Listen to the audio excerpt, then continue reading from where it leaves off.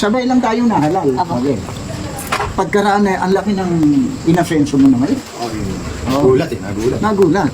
Eh pareho lang tayo. Alam mo pare, diskarte lang yan. Sabi mo. Kinakailangan, pag naupo ka na, marami kang kukunin project.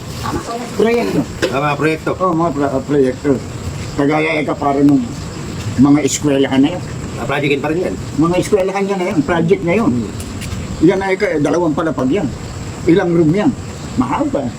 Eh pare ka, bakit isang palapag lang, wala tayong pangitaas.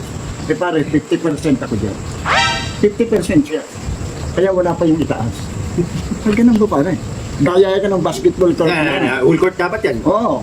Dalawahan yan eh. Half court. Bakit half court? Dapat ay ka pinalaki yan. Pare 50% ka. Kalahati pa rin. Okay, kaya pala yumaman, ganyan ay ka pare pag damihan mo ng proyekto mo. Puro kalahati. Eh pagkaraan siguro mga 6 na buwan, siya naman ang dumayo ron sa bayan ng nung kumpare niyo. Nagawi siya ron. Eh pare, ang laki na ng bahay mo.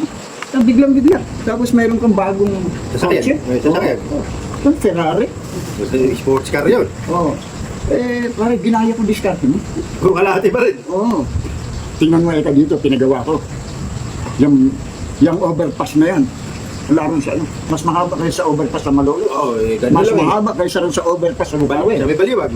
Mas mahaba rin sa overpass sa Baliwan. Yan eka, pinagawa ko niyan.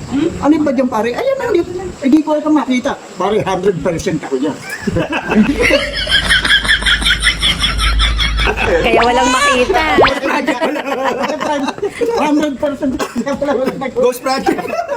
Tingin nga siya. Oo, 100% eh. Pero mo, karsada sa karsada matatanong mo eh. Overpass. Ay, wala siyang makita. Ito na ikaw mo ano.